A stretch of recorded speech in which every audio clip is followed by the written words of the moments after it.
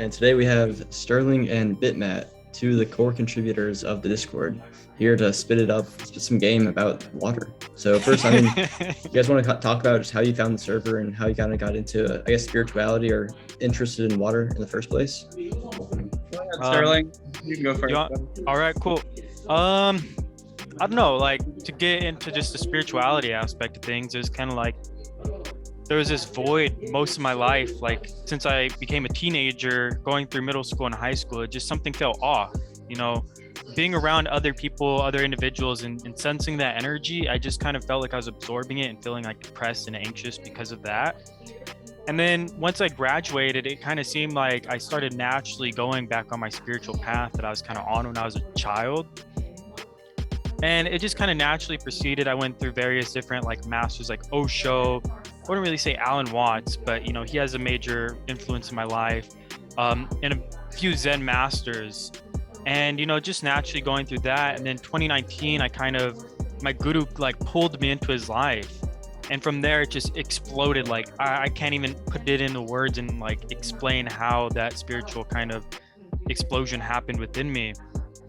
But I was gonna go be a monk for him. So before COVID, like all of 2020, 2021, that's kind of my goal, my mindset. But pandemic and all of that, I couldn't really get into it.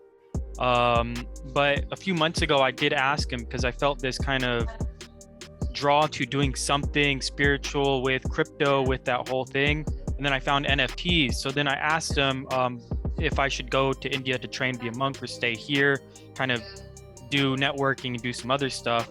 And he kind of just said, like, I don't need to go to India and become a monk to get the breakthroughs that I want. And then recently I asked him for specific blessings for my project.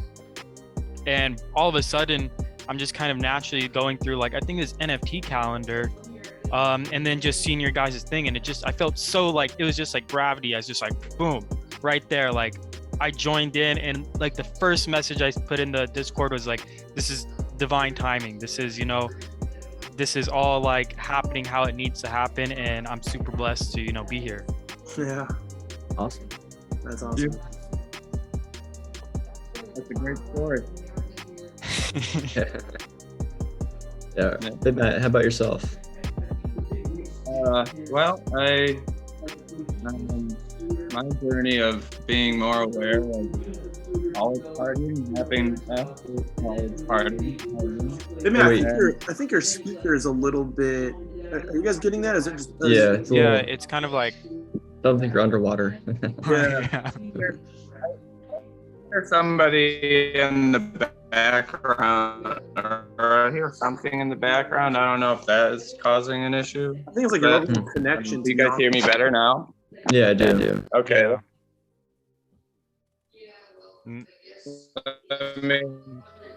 I think it's just your internet. Sure. While we wait for Bitmat, I just want to say that still connecting. Oh, yeah, try speaking. Hello? Testing. Yeah. Is it a lot better now? Am I choppy anymore? All right. It's manageable. Dang. Let me, you can go ahead what you're doing, Andrew. I'll figure this out. 1 second. Sure. Yeah, so I wanted to say that we have a fairly strict deadline of 8:30 tonight, ish, give or take. We have to do some other team stuff in regards to a future trip to Las Vegas. And again, it seems like everyone here like has a lot to say. And since there's 4 of us, it's like we don't have a whole lot of time per person. So just try not to like use up to like 10 minutes per spiel. And just allow everyone to talk, and I'm sure we'll be fine. Just want to set some guidelines. I've never done a 4-person podcast like this before, but I don't know if this is necessary. Just wanted to get that out there. Yeah, I can work with that. No problem. Yeah, and you sound way better, but Matt. Yeah, that's good. Perfect. All right, cool. The lighting's a little weird over here, but yeah, that's what it is for now. It's nice seeing your face, Bitmat. I mean, I can finally put a face to your voice, man. Like it's nice. That's good.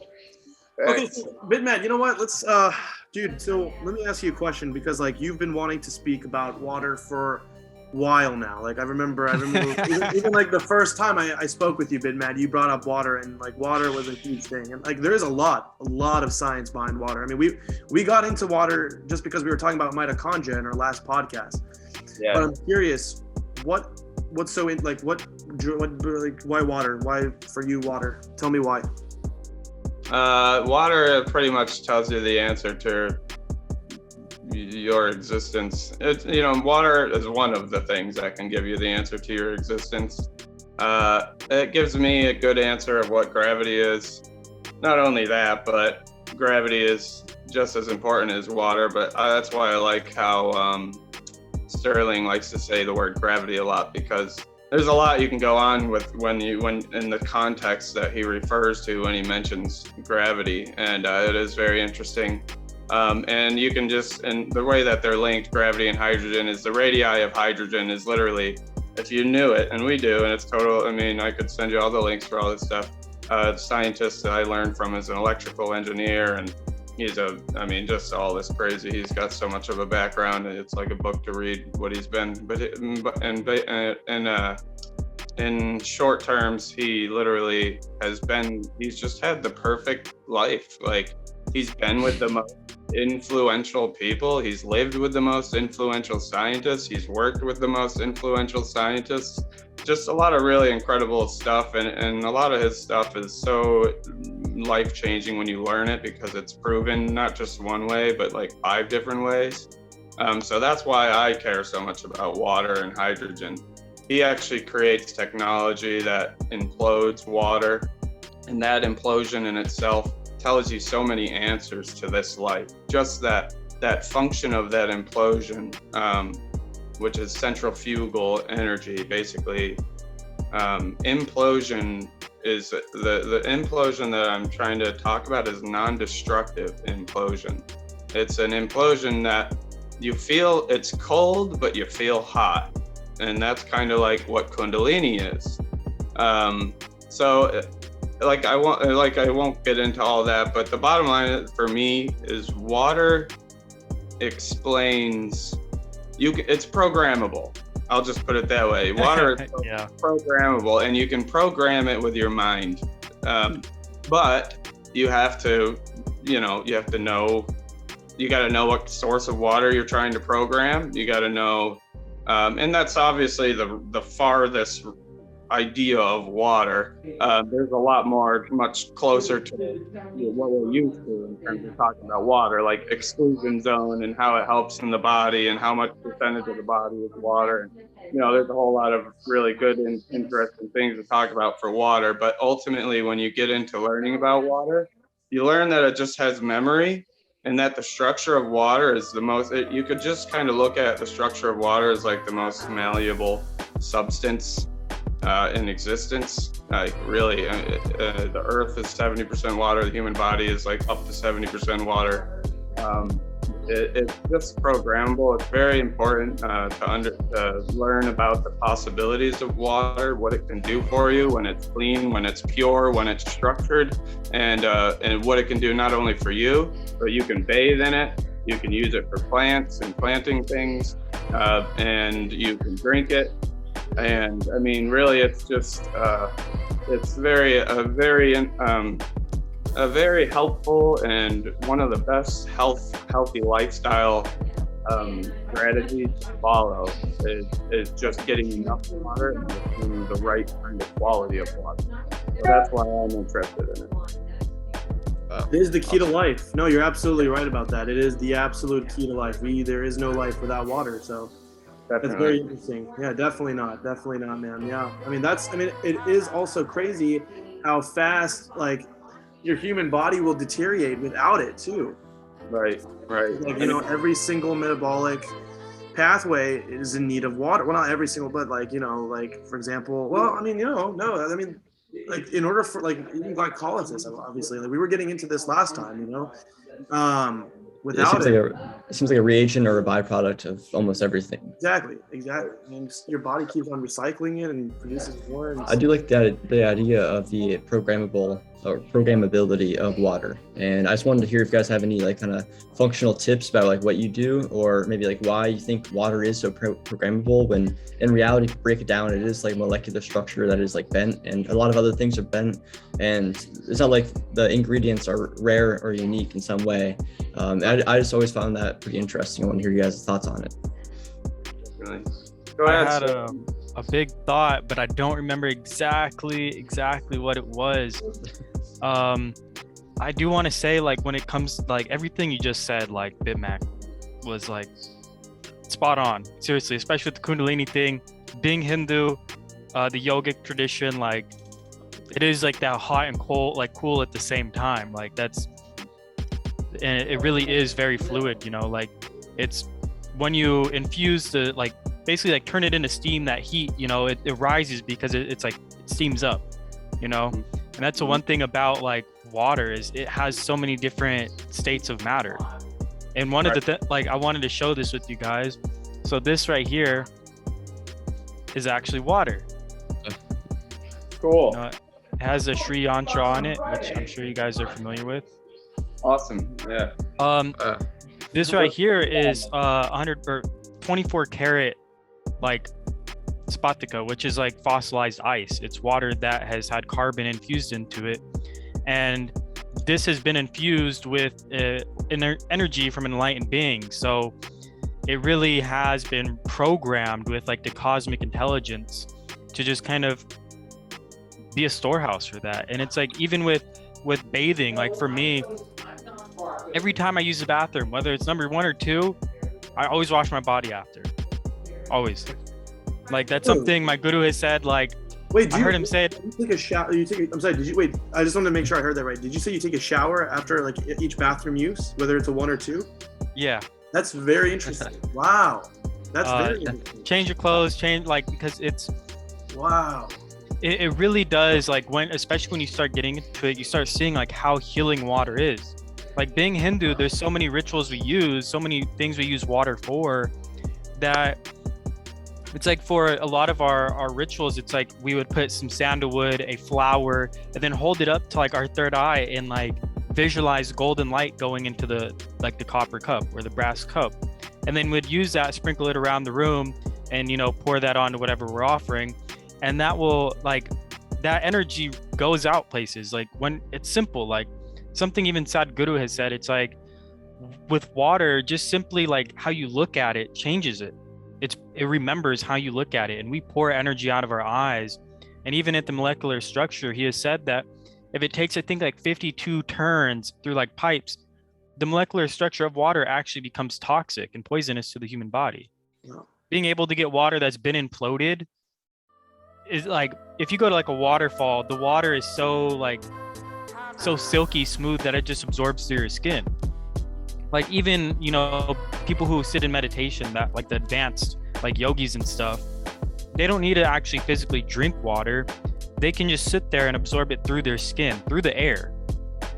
And it's very interesting how we're able to consume water and use water, and just how healing and how clearing and just how it purifies so much. You know, it really makes us fluid. We have to constantly have like water flowing through us, because it's like, like in India, they have the holy Ganga, which is the river where there's been so many rituals, so many people who have been enlightened, sitting, meditating in that water, doing various things over thousands of years, that it's became like holy water.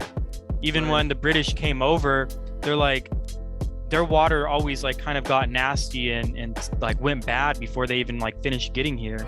So they found that the water from that river never like goes bad. You know, it's been infused with so much energy, so much positive energy, that it just, the water is always good. And for us, our body, we're always like, you know, people get their coffee, you know, that's how they get their water. They drink their Cokes, that's how they get their water. And it's like, it has to separate all of that. And we get so little that it's like trying to process it, and it gets stale in our body. We don't like it. Just, you know, water is so important. It really is. Like, it holds our DNA together. Certainly, it's the sound in it that I just have so many questions about everything that you said, but I think I want to start off with probably the most important one is what made you want to become Hindu? That's so interesting. That's very interesting, I swear. that's a hard question to answer, because Hinduism isn't, it's like the whole science and everything that is, it just kind of like lays everything out on the table. Yoga, chakras, meditation, you know, astrology, the Ayurvedic science, which is all the herbs and all of the, you know, natural medicines, you know, business, democracy, governance, mathematics, quantum mechanics, all of this, it's laid down on the table, and it's there. The whole science and everything is just, you know, there's no belief system, there's no faith. It's just purely a science which allows us to experience that state of oneness and constantly raise ourselves. In India, yeah, it really is, like, especially when you have an enlightened being in your life, like I said, my guru kind of brought me into his life. That immediately was a experience of quantum entanglement and quantum tunneling with an enlightened being, that even over Zoom, I'm able to sit here, his eyes land on me, and I go in such a state of bliss that it's like, okay, for some reason, like DMT, shrooms, no amount of like weed, nothing was able to compare to just that moment, that state of bliss, that just kind of overwhelming feeling of just like aliveness. And it's like, this is what I want. This is what I feel everyone is kind of after, that experience. So with Hinduism, like yoga, for example, the word yoga means, you know, union, and water plays a huge role. Every time in the start of the ritual, we're always doing the cleansing. We're always taking water and drinking it in a specific way, because it's important to just cleanse ourselves. And it's like the whole thing with baptism, whatever religion or part of the world you're from, they're always using water to purify ourselves. It's that energy. And for me, Hinduism, it's like, well, the new age spiritual community's talking about all this, but here's the source of it. Here's where it all comes from and where they revealed it from. So it's like, well, might as well learn from the like original source, where these people meditated, did their spiritual like practice and all the crazy things they did, to just sit there and be like, yes, the most simplest way we can reach the ultimate is just pouring water on a stone. Right. Dang, Interesting. okay. Wow, that, I mean, so hold up. So to my knowledge, though, Hinduism, I'm trying to remember back when I was learning about it, it's not, the basis of the religion is not focused on just one God. It's right. Is that right? It's there's a lot going on. There's a lot of gods. So the the core concept is Ishta Devata, which means, you know, whatever you view as the ultimate, you view as the ultimate. The thing is, we're all unique. We all have our own different paths. So depending on where you're at in your journey, what you're trying to do, what you're trying to achieve, there's a different energy that you could connect to. Essentially, what Hinduism is about is we all exist in oneness. So yes, there's 33 million gods, but they exist in oneness. So they're all essentially just one. We're all one. There's no separateness. There's no, like, when all the gods turn within and look within, it's, oh, I'm, you know, the ultimate. We're all the ultimate. When we all look within, we experience that, we see that. You know, it's just like with Ganesha, the one with the elephant head. right. That energy of an elephant, that just the energy that elephant has is, it removes obstacles. It's the leader in the jungle. You know, it places obstacles, it removes obstacles. It doesn't go around. It doesn't turn around. It just goes, okay, let me remove what's here and go. And it's the energies that we have available to us. We are in form. So connecting to something that's formless is very, very difficult for us. Having something where we can learn about and be like, this is the energy, this is the personality and all of that, we really get to connect with it. And I feel water plays a huge role into that, because we're constantly bathing all of the deities, the rituals there. And it's all to show, you know, like, we all need to be cleansed, all the energies that are on us, like how we look at water, how we relate with water. It really is one of the most interesting things, and it shows so much. Like space, for example, space is essentially like water. You know, the way it functions, the way the planets are just kind of floating naturally, it's essentially like the same thing as space. And, you know, you jump in a pool and it's like you get that floating feeling. You're like, gravity doesn't exist no more. And, you know, that's kind of, I don't know, it's just all there. There's so much, but yeah. Yeah, one of my most profound experiences was in one of those float tanks where I'm like laying in like the saltwater bed, and I'm just like completely. I was actually just floating, and I had so much water going in my ears though. That was my only like issue with the salt and everything, but for the most part, yeah, it's very, very profound. Especially like on the roof, they had like a solar system image, and yeah, I really enjoyed that. But bringing it back to water, for BidMat. So as a farmer, you're the one that's actually kind of gifting this water with your own kind of programmability in it to these plants. Do you want to just kind of touch on that, and maybe anything else you wanted to touch on? Sure, I'd like to follow up a little bit what Sterling was saying. Basically, Sure. what he was saying was all those areas that he was explaining that had really special environments. Those are called sacred spaces, and those sacred spaces, they put your body in an environment that allows you to project your electromagnetic thought wave in the form of focus. And this focus actually interacts with the water molecule, creating structured water. The structured water all turns into different structures depending on the type of focus. The type of frequency your properties are giving off are causing the water to be structured in accordance with those thought waves, so those frequencies. So basically, what he's talking about is the reason why these Hindu and all these really incredible cultures and indigenous cultures are able to, why many of them work with water. Not only that, they knew how, and they still do, and they know, I mean, I know a few scientists who can do it. They know how to make rain. Rain making is not some, you know, silly thing. It's literally a real thing. You actually can do it. We are all more powerful as a collective consciousness, because as Sterling was saying, we are all one. So the more of us together, you can kind of just think of it as we're just a stronger energy conduit. And if we're all on the same wavelength, then we focus and we can measure all of this. We can measure your brain waves. We can measure when your brain waves hit gamma, when they hit theta. You can measure all those things, and you'll also be able to measure at the same exact time when you're hitting gamma, your thought waves are causing the water in your body to structure. You can also measure the water that you're looking at and watch the structure. Another way to measure structured anything is cymatics. And basically, if you play songs or frequencies or some audio files for water, you'll see unique geometric shapes. And those geometric shapes are extremely important to understand. A lot of people don't like sacred geometry, but it's really one of the most fundamental things to understand if you ever want to go into a higher dimension. And I mean, you don't have to understand. You can do it in your own intuition. You can do it with your own extreme experiences, like say Sterling's in a monastery with all these monks, and they're all circling around him, and they're all giving him his energy. And I mean, he actually literally explained it. He said he went through a blissful experience from just a guy staring at him.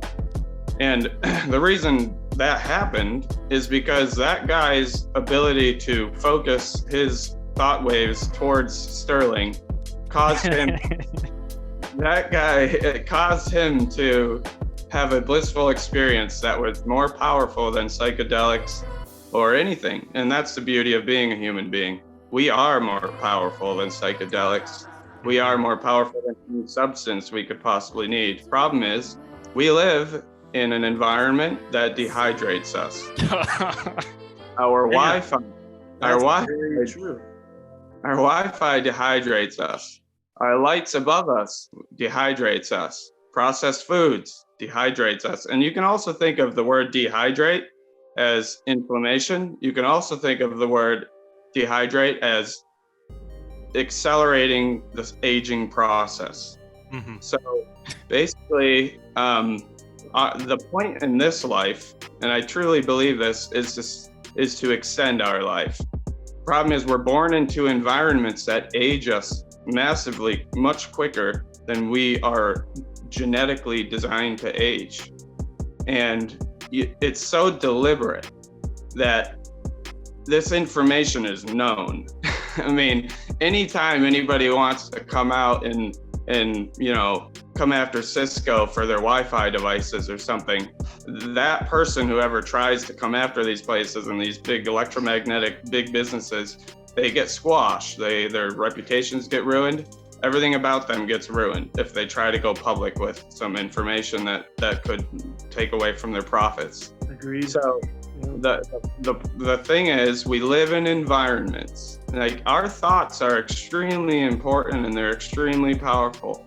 But if we're surrounded by Wi-Fi and lights and electrosmog from the telephone wires, especially if we live in a city, I mean, kiss your environment goodbye. Like, it's dead. Your environment is dead. Your air is dead. Your food most likely will be dead for being in that environment. The flow of the air is dead. There's no actual flow. And the reason why flow is so important is because that's what generates electric charge in the air.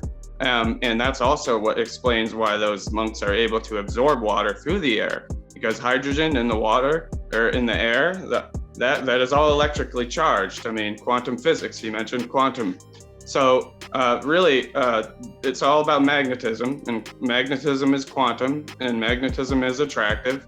And if you attract, the right kind of energy your body needs, you become the best version of yourself you can be, and then you're able to do what we're capable of doing, and a big chunk of that should be helping others achieve the same state of being. So those are just a few things I kind of wanted to follow up with Sterling, but what was the original question, Andrew? I was just asking about like the farming, how you're actually like gifting this programmable water to the plants. But I mean, Sterling, if you wanted to follow up on that, then, or please be my guest. I just wanted to say that's why I'm going to Hawaii. Like, I'm getting out of Los Angeles area, so then I can I feel if I go there, I can raise myself to a new level where I can contribute more to this project. Right. And I'm in this opportunity where I'm able to do this, and it's like everything you're saying, it's so spot on. Like, it's just, I'm sitting here and I'm like, no, like, I asked my guru to help me build the best team for one of the top projects, and here we are in the Zoom call, and I'm just blown away by just the people I met through this Discord. And it wasn't like I was really searching for this. It wasn't like I was, let me try to find a spiritual kind of community. It just landed there. And everything you said, Bitmat, about water and just everything, and how being human's literally the best thing, how we're more powerful than anything. Like, our thought currents, literally, like, the cognitive reality is what creates the subjective reality. And unfortunately, it's because of our society, it's kind of pushing, like Freud and Jung, kind of the two main people who have created the standard of our psychology out here in the West. They weren't studying the Buddhas, they weren't studying the monks or the enlightened yogis. They were studying the people in mental asylums and all this other stuff. So they're like, okay, this is the normal, and our normal is very abnormal. So like, foreign to our biology. It's foreign. Yeah, like for something, for me, like what my guru says, like, even all Hindus should be practicing this. And getting into the scriptures, Hindu just basically means someone who has renounced ignorance and inferiority. That's essentially what it means. It's not a label like Christianity, because there's no belief system. It's just, that's what someone is like called when they renounce those two things. But it's doing like a nasal irrigation, so the neti pot, clearing the nasal passage every single morning, as well as doing an enema every single morning. And you would be surprised how light, how fresh, how like, it's like our insides are so dry all the time, and you do those two things daily, like 2 weeks in, you're just like, I feel so light, I feel so fresh, I feel so like fluid. There's no like the crunchiness inside of us. Like, we're all lubricated inside, where it's like, okay, water, it's especially I'm not a farmer, I'm not agriculture or anything like that, but I do know when it comes to like water implosion, that is so extremely important to even plants, because it's the molecules are so much smaller that a lot less can actually be used to, you know, feed the plants. It makes the water more, implosion makes the water more wet, and it makes it, and the reason why it's more wet is because of what you just said. It's smaller, it makes smaller molecules, but the only way, not the only way, but one of the most common ways to make the molecules as small as you need them to maximize efficiency is through sacred geometry, the golden mean ratio vortex spiral, which is the very beginning nozzle part of the tech that I use for my greenhouse. And then following that vortex nozzle, there are 10 magnets, and those magnets kind of rejuvenate the water back to a living version of water, like a more energetic potential is now in that water. And it's not only that, because it's smaller, the plants will absorb it more efficiently. They will resist drought much more efficiently. I mean, I've heard to the point where you really, with the right water structuring device, you really only need to use about 10% of the original amount of water you would need if it was imploded water. The combination of, like I say, the sacred geometry, which also is more about flow as well. So that nozzle, that golden mean ratio mathematical formula that was 3D printed into a physical nozzle that leads into the magnets is the reason why the water, like I said, not only that, it tripled my yields. When I had them, like I was expecting 5 to 6 peppers. We got like 20 to 30 on some of these plants. Tomatoes, we were expecting a really small amount, because, I mean, we were expecting a regular amount, but they were bigger, they were more beautiful. They grew so fast, I couldn't even keep up with them because I was really busy. And that's another thing, they grew about 2-3 weeks earlier. So in that, you just apply that same understanding to the human body. And if you kind of take in consideration all of the dehydration that's going on, imploding water is one of the best anti-aging, anti-disease types of strategies, lifestyle strategies that you can utilize to become a very optimal version of yourself. Sorry to interrupt, Sterling, go for it. Okay, I wasn't planning on saying anything, but I was thinking of something interesting. I'm just kind of scrolling through some things that my guru has said about water, and you're saying if you take a lot of water, your body will become so pure, there won't be like water retention, and that's a super bad effect. If too much water is stored in your system, it leads to a lot of side effects like weight increase and a lot of other things. And being able to, like another thing you said is like cold water in our body is laziness, and frozen water in our body is depression.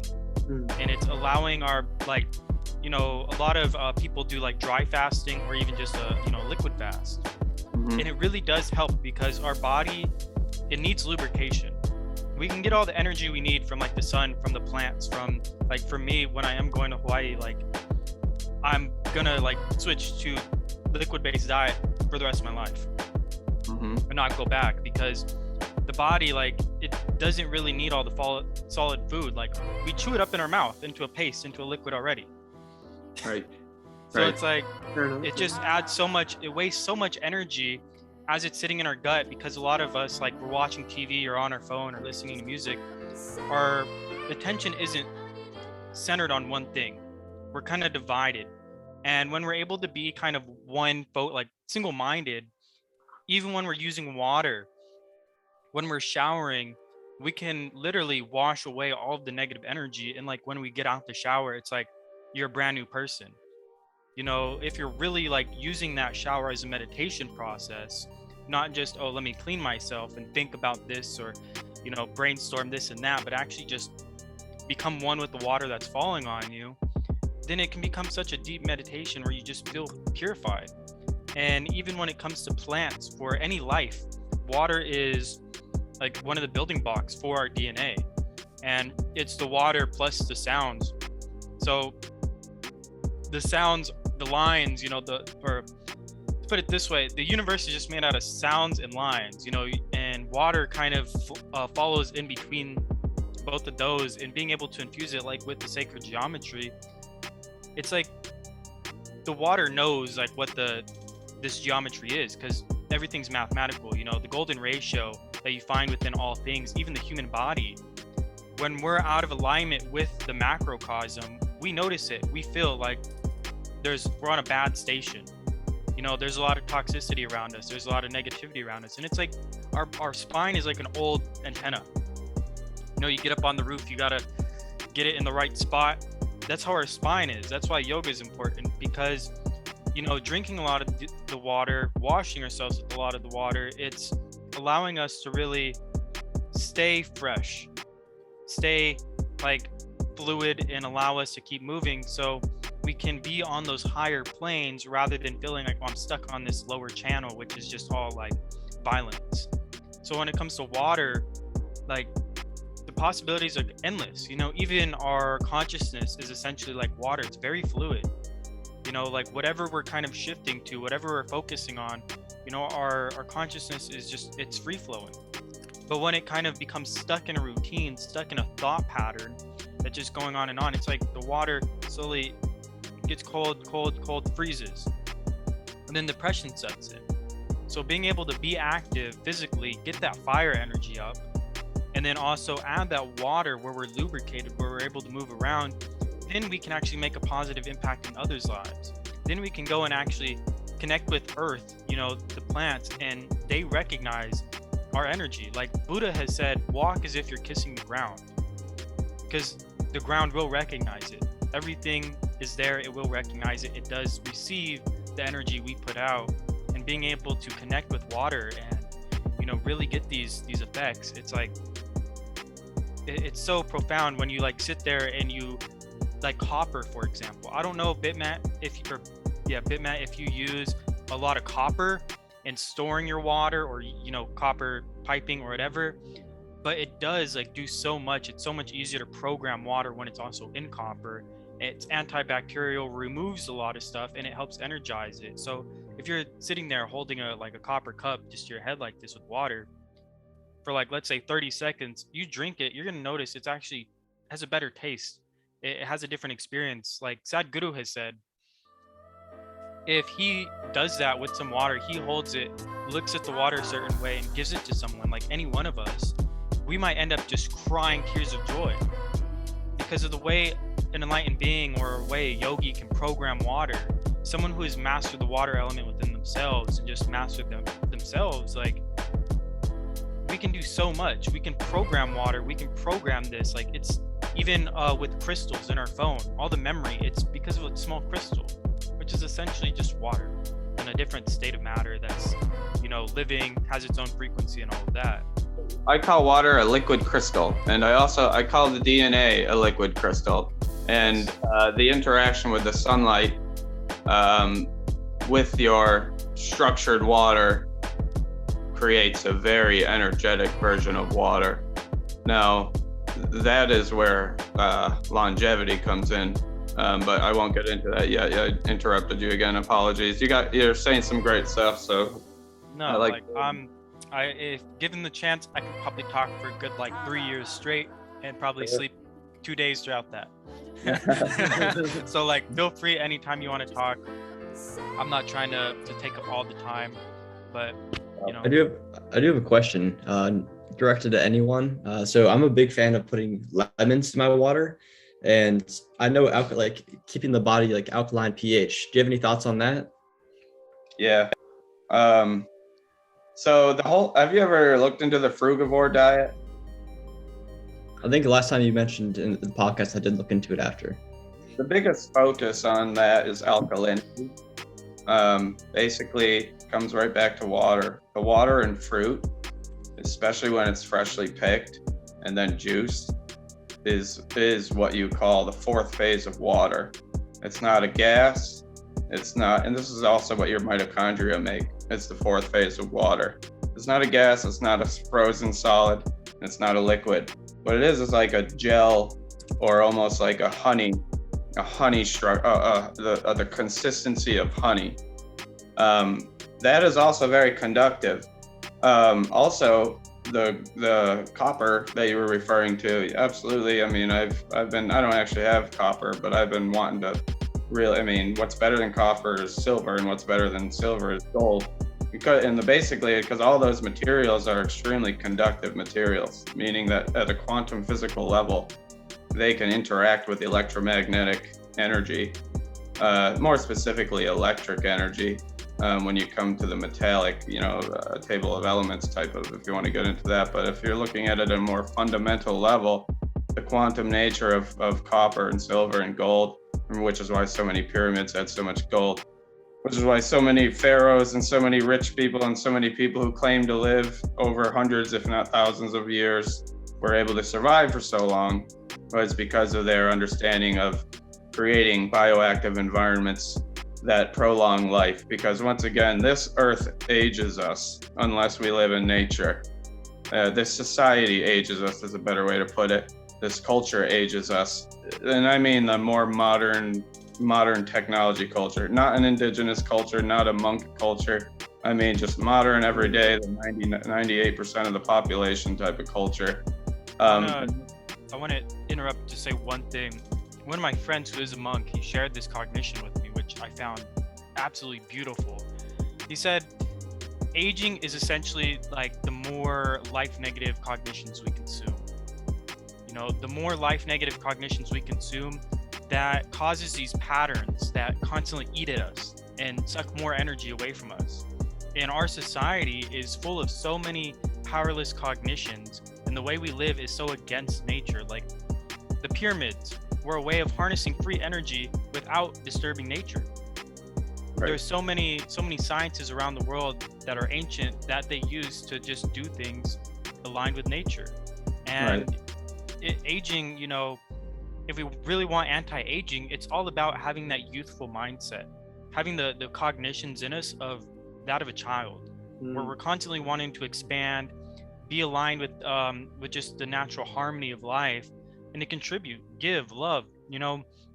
With kids, they can go pick up a rock and be like, oh, I love you, rock, you're the best thing ever, and then 5 minutes later throw it and not feel a thing. They're just happy to throw it. Like they move from one wonder to the next. But for us, we become so stagnant that our life just starts getting sucked away through these patterns. So yeah, sorry for interrupting, but I just wanted to share that because you're talking about anti-age or just aging in general. It's like such an interesting topic. Absolutely. Yeah, I guess I should circle back to the easy water, it is called easy water, structured water from fruit when you juice fruit. And vegetables too, obviously. And to be honest with you, I don't really eat vegetables unless they're steamed or juiced, or I'll eat salads and whatnot here and there. But I prefer maybe not to. I prefer to juice it because I've looked a lot into oxalates, and the natural plant defense system is pretty intimidating. But at the same time, that all once again depends on your environment too. Like if you live near the 28th latitude, or if you live let's just put it this way, the closer to the equator you live, the more plants you can eat. Or you can put it this way, the more sunlight you get, the more plants you can eat without the oxalates actually harming you in the way that plant defenses are designed to. Otherwise, you're going to have to steam them and juice them. And to be honest with you, juicing them is incredible, because you're literally, especially if it's fresh picked, you're literally juicing out the structured water of the fruit, which a lot of the people I learned from say might even be better than structured water in itself, depending on how the fruit was grown, what kind of water was given to that fruit tree or whatever bush, all that stuff. Those are all factors, obviously. But generally, fruit juice, like the reason why juicing fasts are so successful with so many people is because what you're doing is you're introducing some really incredible water. And that water is the water that interacts with the water that is created by your mitochondria. Your mitochondria creates an exclusion zone. Now, that exclusion zone is structured water. And the only way to charge your structured water is through sunlight. Well, I'd say the best way to charge that, and maybe even one of the like very few other ways. But the best way to charge your structured water is through sunlight. And the reason being is because sunlight is 43% infrared light. Infrared light penetrates the human skin up to 30 centimeters. And that's how the light actually gets into the skin and it interacts with all the water. I mean, if you just look at their cellular water, I mean, what is it, 93% of your blood plasma is water? I mean, most cells, if you line up the molecules in a cell, 99% of them are related or somehow work with water. So water is absolutely crucial for like literally every process. So, I mean, I think we kind of killed that point already, but to be honest with you, I mean, at this point, it's like, you got to figure out ways. Like I totally get the mindset of always being grateful for everything, and that's probably one of the best ways to cause your body to create structured water, is just by being grateful, living in the moment, meditating, and being in sacred spaces. Those are how you naturally do it. But a lot of what I try to talk about, and a lot of what I'm trying to understand, or what I'm trying to get through to a lot of people, is most people don't have access to all that stuff. And even though our mind is extremely powerful, the people who created Wi-Fi and the people who created all these towers and all these high rises where you're not even grounding close to the earth, these people who invented these airplanes where literally when you fly in the airplane, you might as well call yourself a piece of steak because you're being microwaved. And you know, you're literally being microwaved in a city. One of the biggest factors for your own ability to be the best version of yourself is the amount of wireless devices that are connected to Bluetooth, connected to Wi-Fi. So imagine walking through a city when you have thousands of people, like within every minute that you're walking, every single one of them have a cell phone. One of them's, you know, probably at least 50 to 70% of them are connected to Wi-Fi. You're literally, that is anti-aging. That is inflammation. That's what creates dis-ease. So those basically before any disease in existence, you see inflammation, and preventing that is very, very, I'd say, the most fundamental, most important thing we should focus on when we want to be our best selves. And even though being gracious and having a lot of gratitude and living in the moment and meditating, if you're doing that in these terrible environments, it's just you're not gonna have the potential that you're capable of to achieve that state of bliss. And if you do achieve a state of bliss, you won't be able to prolong it for nearly as long as you would if you were in a monastery or some other sacred space like a pyramid, or a lot of other indigenous types of areas that create these stone circles, and they create all these really incredible structures that generate energy and that stuff. So as much as I love being gracious, and we should always do that, it's also extremely important to note that being gracious is also quantum physics. And what Wi-Fi is also quantum physics. And when it comes down to the fundamental thing, so it comes back to me again saying, I feel it's deliberate, because at the very core, they stop our body's ability to create structured water. And the core of our technology is, thermodynamics, well, that's fine, in a few instances, but combustion, explosion as a technology is a terrible technology. It is a massive waste of energy. Implosion is an extremely, I'm not saying you can't have the internet and all this stuff. All that stuff is possible, just on a better wavelength, on a better frequency of light, or on a better quantum physical understanding, because there are laws of physics that do exist, and no matter what, we should try to follow them, as best as possible. And the spiritual way to follow them is through meditation, is through mindful practices of all kinds, is through experiences that are fulfilling, and is through achieving bliss. Achieving bliss is the most fundamental, most important part, in my opinion, of a culture. So if your children can grow up in a situation where bliss is available to them whenever they need it, you then are setting up that culture to become an extremely advanced culture, like an intergalactic anti-gravity free energy. Literally, you get to the point where you probably won't even need food.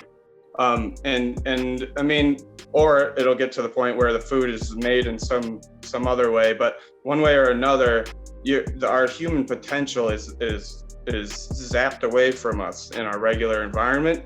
And we should absolutely practice all those mindful things, but I think we should also understand that if we are in these environments chronically over time, I don't think we would be able to achieve our ultimate potential in terms of like lucid dreaming and astral ascending and stuff like that. That's just how I feel about all that stuff. Amen. Jesus. Oh my God. I want to add on that about the eating thing. You know, like I was saying about going and just being liquid free or like food free, just purely liquid.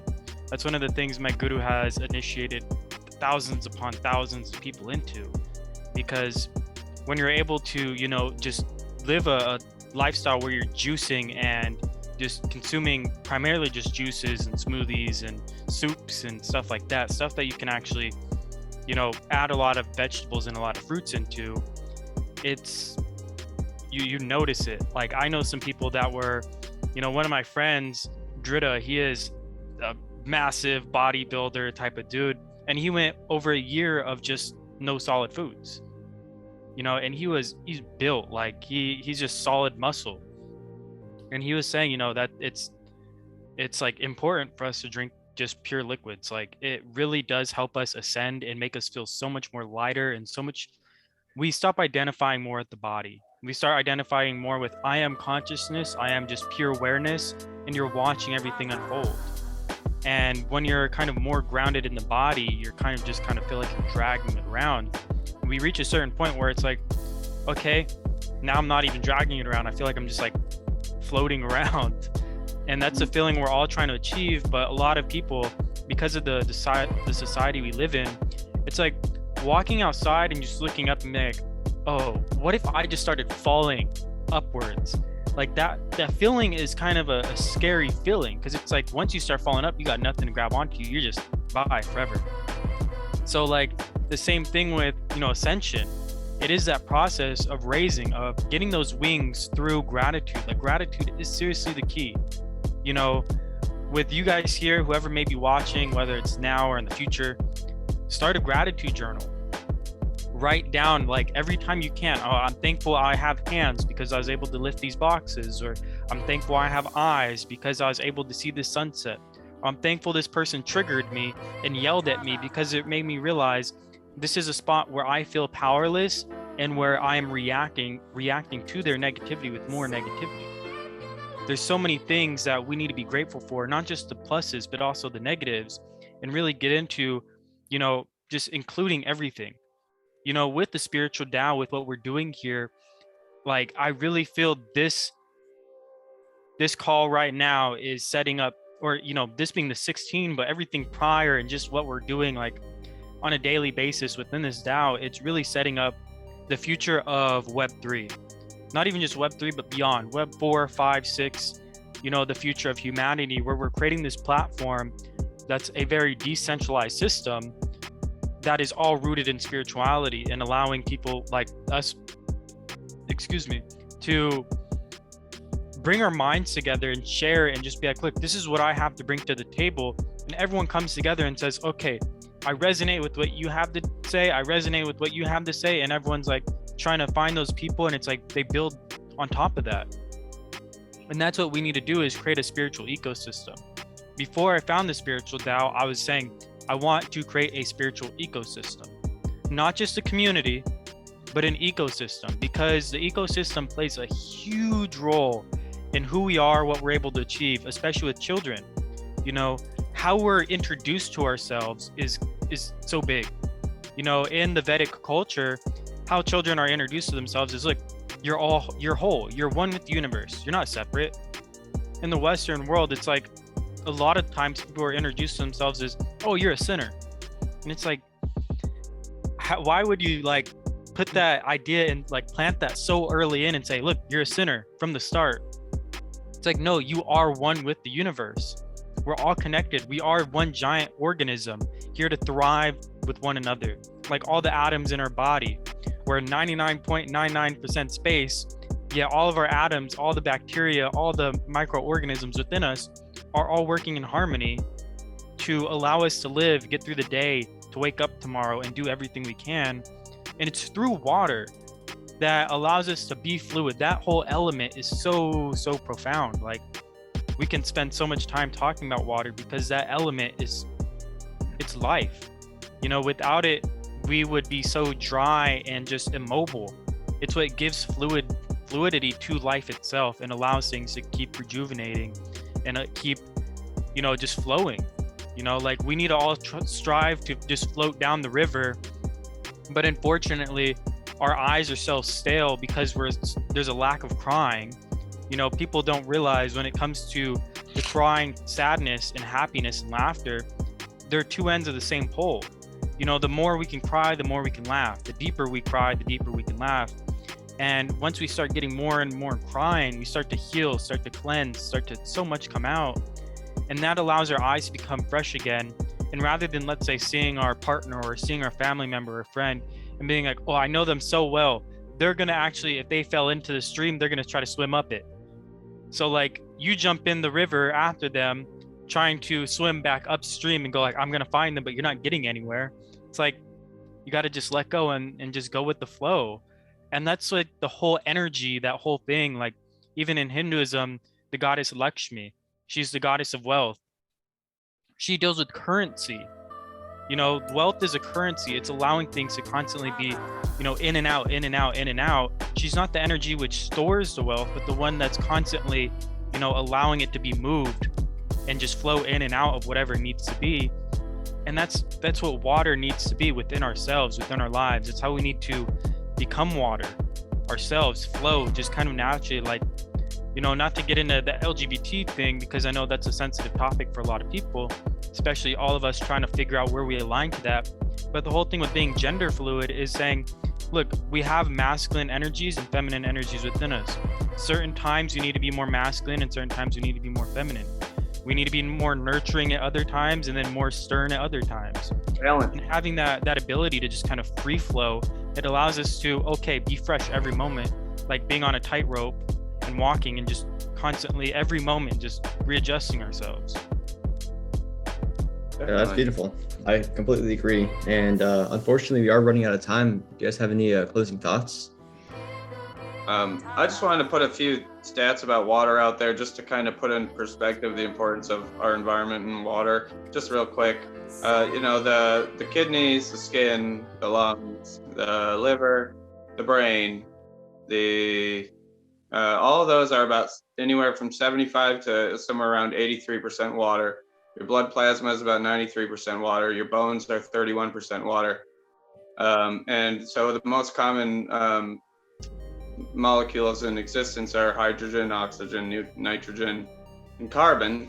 Hydrogen is the highest concentration of all of those four molecules. And hydrogen is also a way to explain gravity, and gravity, the radii of hydrogen explains through also including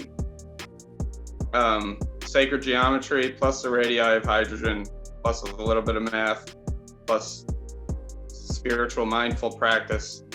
Those all pretty much can teach us what is consciousness. And literally, when we understand it, that's when we can interact with it more. That's when we have more control over it. And thankfully, for water being so abundant on a planet that's also 70% water, and the fact that gravity is made out of hydrogen,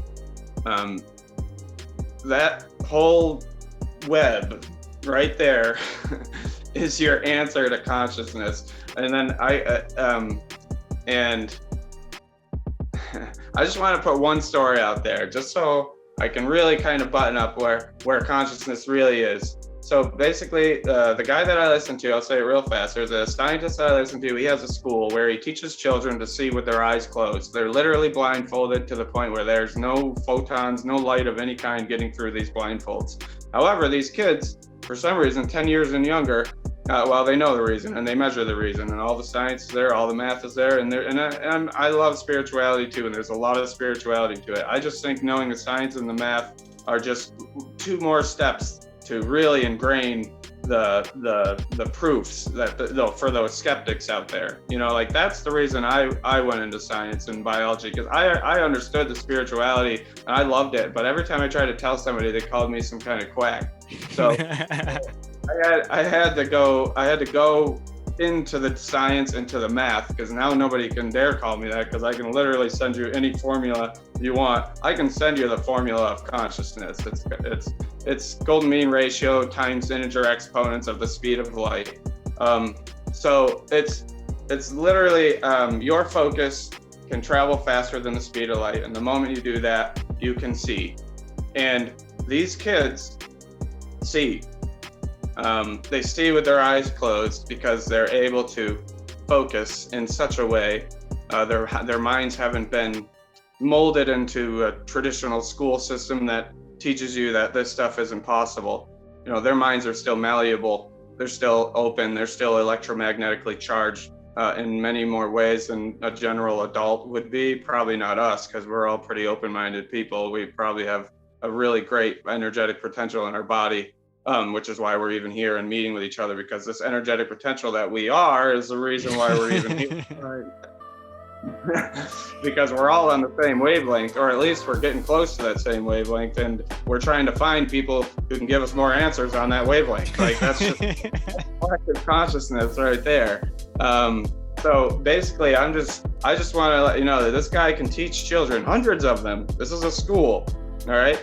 How to see with their eyes closed. They are solving Rubik's cubes. They are doing puzzles. They are coloring inside the line. They are reading books. So, I mean, it's really, really incredible. And the reason why this DAO is so important is because this talk is so important that we have these types of conversations, because when we finally get on the wavelength that we need to be on, then that's the beginning. Like that's just the very infancy, tiny little stage of the beginning. And it seems like it's a whole life journey compared to, with our experiences. But to be honest with you, it's just the beginning. And I won't go into what comes after, because, it's just too long of a conversation. And I'm sure we already know a lot of that anyways. But, it's just conversation for another day. I just wanted to kind of put into perspective the amount of water that we are, and the fact that hydrogen tells you the answer to consciousness, but also tells you the answer to gravity. And gravity tells you the answer to focus. And focus tells you the answer to Kundalini. And Kundalini is your astral ascension. Kundalini is your next dimension. And Kundalini is like an astral ascension and lucid dreaming are your next dimension. That is your next dimension. The more you're able to achieve states of bliss, the more you'll be able to achieve states of Kundalini. Kundalini and bliss are kind of the same thing. They pretty much are. And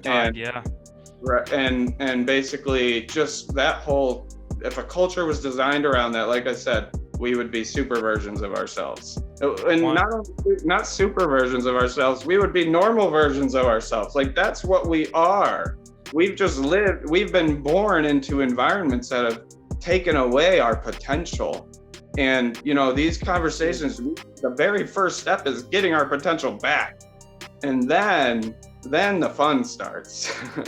But I'll leave it at that. Yeah, I want to add one quick thing to kind of wrap this up.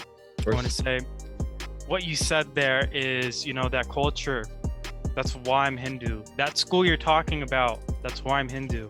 Because my guru is doing that, but with thousands, hundreds of thousands, even millions of people around the world. And it's like he's trying to revive the ancient sciences. So what I kind of went out to do was to build a NFT project, a Metaverse, which focuses on a school just like that. but something that gives a platform for these people, for the people like that guy you're talking about, for my guru, for whatever other beings out there that have, or whatever cultures, whatever traditions have these sciences that they want to present. I want this DAO to be that platform that we can showcase and highlight all these things and be like, look, all this is here. You know, you can all like we can be the table where all of this can be set down and anyone can come and pick up, experiment, play with it and be like, you know what, this doesn't work for me. Let me go to something else, someone else who kind of teaches it slightly different or has their own way of approaching it, and just really see things. So what I see with this DAO, I see us coming together because we want to make a difference, because we probably have had past lives with one another or in other dimensions, you know, whatever it may be, that even the people watching this, it's like, you're drawn here for a reason. This is a public thing for everyone to kind of watch and view, but it's very private cosmically because there's only very select people that are tuning in.